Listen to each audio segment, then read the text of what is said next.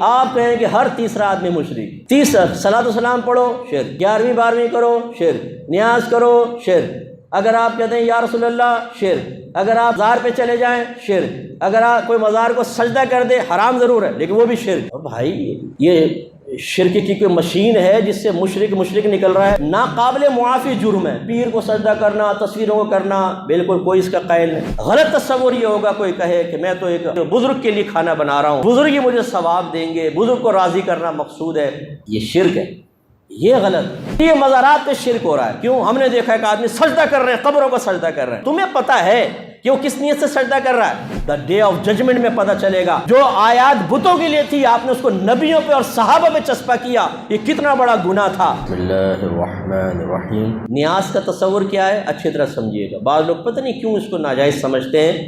نیاز کا تصور کیا ہے؟ پہلے سمجھ لیں کہ نیاز، نظر، یہ ایک تحفے کا نام ہے۔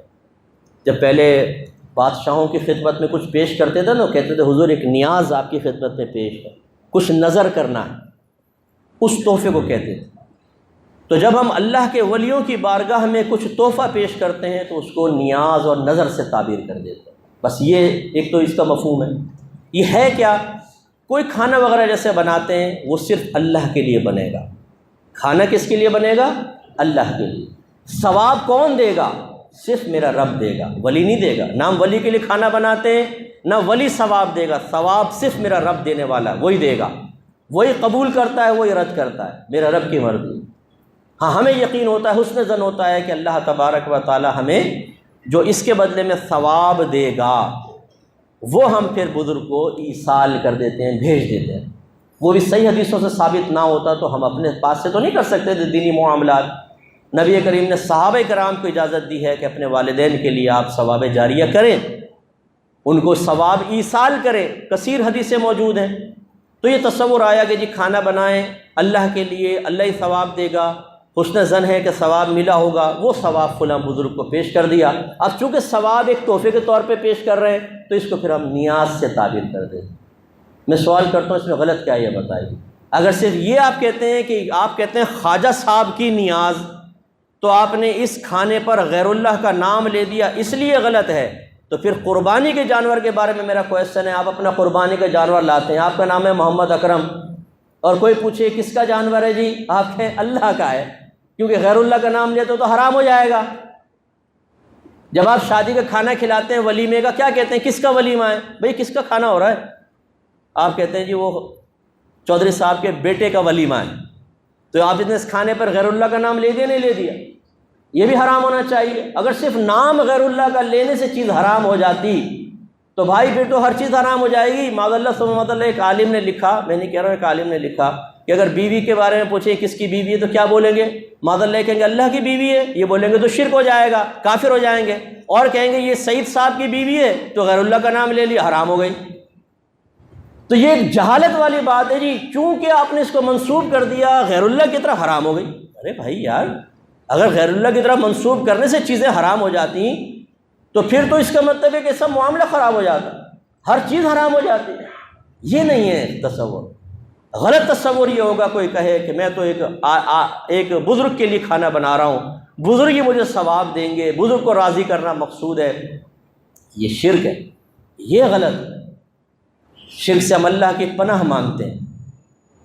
تو شرک کے قطع کما کے لیے ہم کافی ہیں، اللہ کا بڑا کرم ہے، کسی کی غیر کی ضرورت نہیں ہے، ہم اپنے لوگوں کو بچانے کے لیے کافی ہیں، انشاءاللہ شرک میں مبتلا نہیں ہونے دیں گے۔ لیکن جو غیر شرک کو شرک کہے اسے بھی پیار سے سمجھائیں گے کہ شرک تمہاری طرف ہی لوٹ کر آئے گا، اس لیے کہ اللہ کے نبی نے ارشاد فرمایا کہ جو کسی مسلمان کو کافر کہے اور وہ کفر کا اہل نہ ہو تو کفر کہنے والے کی طرف لوٹ آتا ہے۔ علماء نے فرمایا اس کا ظاہر تو یہی ہے کہ جو کسی مسلمان کو کافر کہے اور وہ کافر نہیں تو کہنے والا خود کافر ہو جائے۔ سمجھ نہیں آیا؟ تو یہ بہت خطرناک چیز ہے۔ اب میں تو نیاز کا قائل ہوں، اور بھی ہزارہ امام نیاز کے قائل ہیں۔ سوال یہ پیدا ہوتا ہے، آپ کہتے ہیں نیاز شرک ہے، پھر مشرک کے پیچھے نماز بھی پڑھ لیتے ہیں، یہ بڑی حیرت انگیز بات۔ اب سوال یہ پیدا ہوتا ہے جو مشرک امام بیٹھا ہوا ہے اس کے پیچھے آپ نماز پڑھ رہے ہیں تو بتائیں اسے مشرک سمجھا کہ نہیں سمجھا؟ آپ کے نزدیک تو مشرک ہے۔ اگر مشرک آپ نے نہیں سمجھا تو پھر مشرک کو غیر مشرک کہنا، اس کا مطلب اس کے عقیدے ٹھیک کہہ رہے ہیں آپ گئے کام سے۔ مطلب کسی ہندو کو بولیں اس کے عقیدے بالکل ٹھیک ہیں، اس کے پیچھے نماز پڑھ لو، کافر ہو جائیں گے نہیں ہو جائیں گے؟ تو اگر ایک مشرک امام آپ خود کہہ رہے ہیں یہ شرک کرتا ہے، نیاز کھاتا ہے، شرک کرتا ہے، تو مشرک ہوا۔ مشرک کے پیچھے نماز پڑھنا ثابت کرتا ہے، آپ اسے مشرک نہیں سمجھ رہے، غیر مشرک سمجھ رہے ہیں، تو مشرک کو غیر مشرک کہنا خود ایک شرک ہے، خود کفر ہے، گئے آپ کام سے۔ اور اگر آپ کہتے ہیں نہیں مشرک تو ہے لیکن نماز پڑھنا جائز ہے، تب بھی کافر ہو جائیں گے۔ اور اگر آپ کہیں نہیں ہم تو ویسے ہی کہہ رہے تھے مشرک نہیں، تب بھی کافر ہو جائیں گے۔ بتاؤ بھاگو گے کہاں؟ کون سے راستے سے بھاگو گے؟ نہیں کریں یہ غلط حرکتیں۔ جو مشرک نہیں ہے اسے خواہ مشرک مت کہیں، ورنہ اپنی زندگی آپ کی عذاب میں آئے گی۔ اب ضمناً بات آ گئی تو سمجھاتا ہوں جی، یہ مزارات پہ شرک ہو رہا ہے۔ کیوں؟ ہم نے دیکھا کہ آدمی سجدہ کر رہے ہیں، قبروں کو سجدہ کر رہے ہیں۔ او بھائی، قبروں کو اگر کوئی سجدہ کر بھی رہا ہو اس سے مشرک کیسے ہو جائے گا یہ بتاؤ؟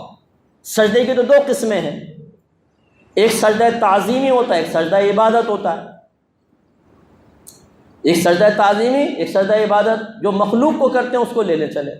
اگر آپ کسی کو معبود سمجھ کے سجدہ کریں تو یہ سجدہ عبادت کہلائے گا، اس کا کرنے والا کافر اور مشرک ہو جائے گا۔ اور ایک ہوتا ہے سجدہ تعظیمی، کسی کو عظمت والا سمجھ کے اس کے سامنے جھکنا، جیسے پیر کو سمجھ لیا، مزار کو سمجھ لیا۔ یہ پہلی شریعتوں میں دیکھیں، یوسف علیہ السلام کے بھائیوں نے سجدہ کیا تھا، آدم علیہ السلام کو فرشتوں نے سجدہ کیا تھا، یہ سجدہ تعظیمی تھا۔ سجدہ تعظیمی پچھلی شریعتوں میں جائز تھا، ہماری شریعت میں حرام ہے لیکن کفر نہیں ہے۔ اب ایک آدمی مزار پہ جھکا ہوا ہے، صاحب مزار کے سامنے، آپ کہتے ہیں دیکھو مشرک ہو گیا یہ۔ بھئی کیسے مشرک ہو گیا؟ ایک طرف تو آپ یہ کہتے ہیں کہ نبی کریم صلی اللہ علیہ وسلم کے لیے علم غیب ماننا شرک ہے، کفر ہے۔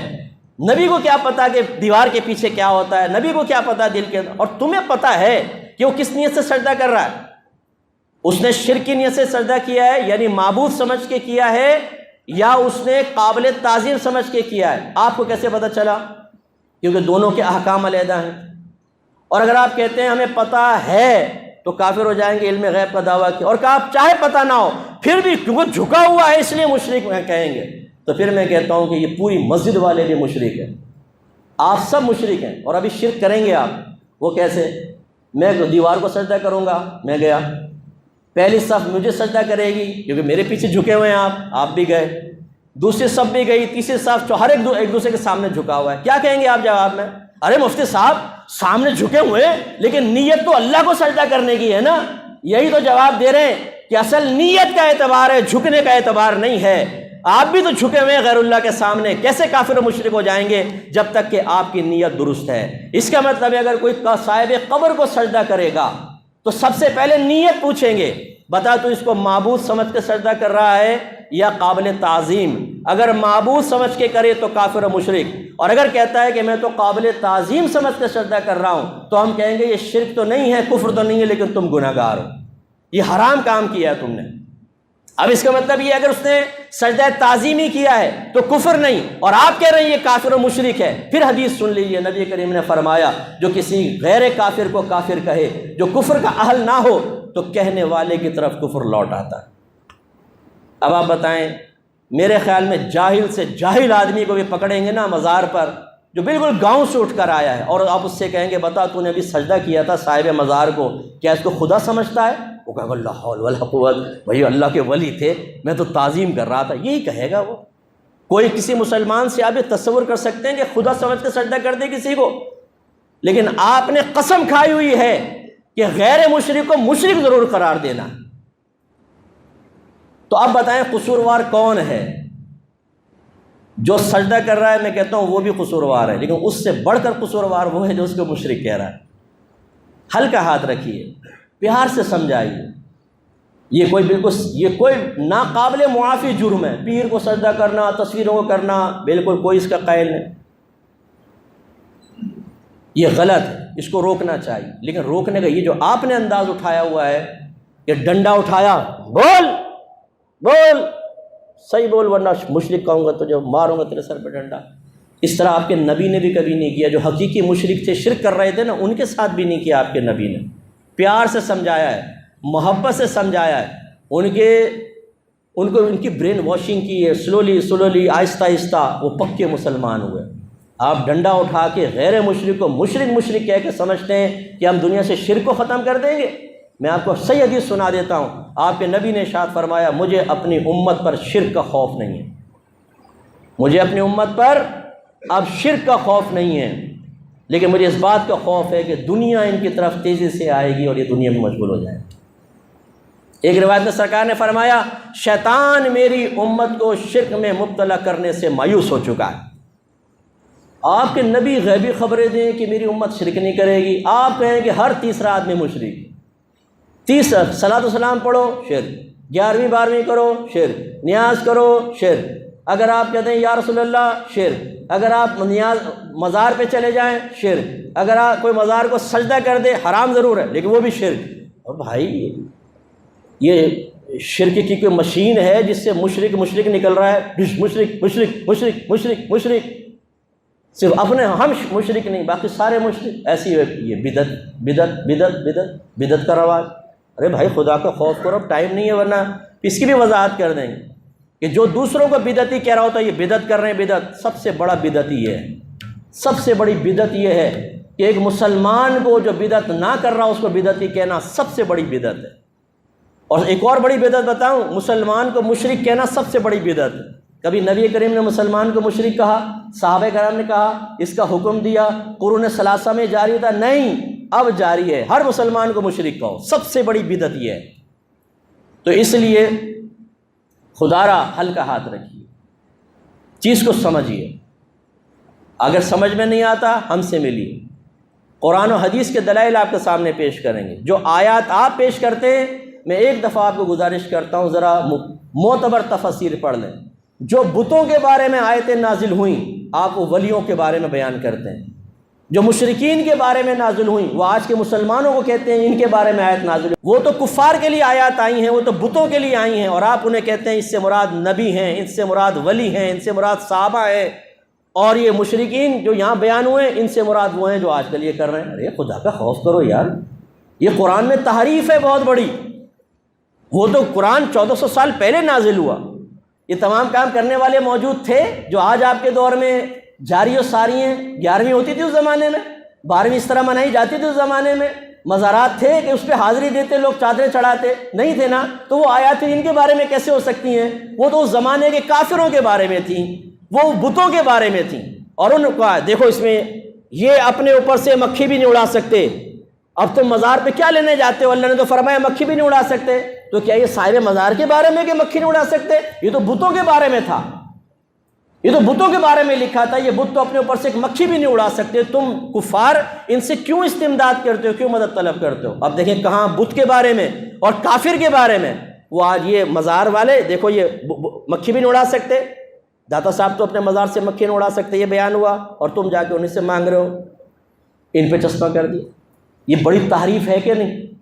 یہ بہت بڑی خیانت ہے کہ جو چیز کافر اور بتوں کے لیے نازل ہوئی اس سے مراد نبی، ولی، صحابہ اور عام مسلمانوں کو لیا جائے، لیکن مسلمانوں کا ایمان خطرے میں، ان کے ایمان پہ کوئی فرق نہیں پڑتا، یہ ایمان پروف ہے، یہ کچھ بھی کرتے رہیں، مسلمان کو کافر کہتے رہیں، غیر شرک کو شرک کہتے رہیں، غیر بدعت کو بدعت کہتے رہیں، ان کے ایمان پہ کوئی فرق نہیں پڑے گا، یہ کامل سالڈ مسلمان ہے، سالڈ، انہی کے لیے تو جنت ہے، انہی کے لیے تو عذابات قبر سے نجات ہے، انہی کے لیے تو حوریں بڑی بڑی آنکھیں پھاڑ پھاڑ کے دیکھ رہی ہے کہاں گیا میرا بیٹا۔ یہ تو میدان محشر میں پتہ چلے گا کہ نبی سے محبت کرنے والے کا مقام و مرتبہ کیا ہوتا ہے، اور اللہ کے نبی کے عشاق کو اور صحیح العقیدہ لوگوں کو کافر اور مشرک اور بدعتی کہنے والوں کا انجام کیا ہوتا ہے، یہ میدان محشر بتائے گا۔ دا ڈے آف ججمنٹ میں پتہ چلے گا کہ جس غیر شرک و شرک کہنا کتنا بڑا آپ نے عظیم گناہ کیا تھا، جو آیات بتوں کے لیے تھی آپ نے اس کو نبیوں پہ اور صحابہ پہ چسپا کیا، یہ کتنا بڑا گناہ تھا۔ حضرت عبداللہ بن عمر، بخاری کی روایت ہے، یہ میں نے اپنی کتاب قرب الہی میں چیپٹر ڈالا ہے، ضرور پڑھیے گا، بہت فائدہ دے گا آپ کو۔ آپ فرماتے ہیں کہ اشر الناس وہ ہیں، سب سے زیادہ شریر لوگوں میں سے وہ ہیں جنہوں نے بتوں کی آیات کو مسلمانوں پہ چسپاں کیا۔ یہ بہت بڑی تحریف ہے، اس لیے میں آپ سب سے گزارش کرتا ہوں کہ اپنے آپ کو بڑا موحد اور توحیدی مت سمجھیں۔ بعض اوقات توحید شرکیہ بھی ہوتی ہے، شیطان کی توحید شرکیہ توحید تھی، اس نے اللہ کو واحد مانا تھا، وہ اللہ تعالیٰ کے لیے شرک تو نہیں کر رہا تھا نا، اللہ کو ایک مان رہا تھا، اس کا وجود مان رہا تھا، لیکن اس نے اللہ کے نبی کی تعظیم سے انکار کیا تو قیامت تک کے لیے کافر ہو گیا۔ یہ جو ہم آج کل تعظیم کرتے ہیں کہ ہم اللہ والے ہیں، اور اس کی آڑ میں نبیوں کی توہین کرو، صحابہ کی کرو، اولیاء اعظام کی کرو، مسلمانوں کو کافر و مشرک قرار دو، تمہیں انعام ملے گا؟ انجام وہ ہوگا جو شیطان کا انجام ہوا تھا، کہ وہ توحیدی تھا، بہت بڑا توحیدی، لیکن نبی کی تعظیم نہ کرنے کی وجہ سے راندہ درگاہ ہوا۔ ڈریے، میں بھی ڈروں اپنے ایمان کے بارے میں، آپ بھی خوف زدہ رہیے۔ اس روش کو چھوڑیے، یہ تباہ کرے گی۔ پہلے دین سیکھیں صحیح طرح، قرآن کو پڑھیں تفسیر کے ساتھ، اور آج کل کے کسی مولوی صاحب کی تفسیر نہیں، جنہوں نے، میں نے ایسی تفسیر دیکھی ہیں، مشرکوں کے بارے میں آئے تھے، نیچے لکھتے ہیں دیکھا یہ سب پیروں، فقیروں، مزارات والوں کے بارے میں لکھا ہوا ہے۔ ارے بھائی خدا کا خوف کرو، لوگوں کو گمراہ کر دیا آپ نے، ان کے درمیان نفرتیں پیدا کر دی آپ نے، یہ غلط ہے۔ ایسی تفسیر نہ پڑھیں، عربک تفسیر پڑھنے کی کوشش کریں، ان سے آپ لیجئے جو اکابرین نے لکھا ہے، تب آپ کو صاف کلیئر پتہ چلے گا۔ انہوں نے واضح طور پہ لکھا ہے یہ آیت بتوں کے لیے ہیں، یہ کفار کے لیے، مسلمانوں کے لیے نہیں ہے۔ اللہ تعالیٰ ہمیں سمجھنے کی توفیق عطا فرمائے۔ وآخر دعوانا الحمد للہ رب العالمین۔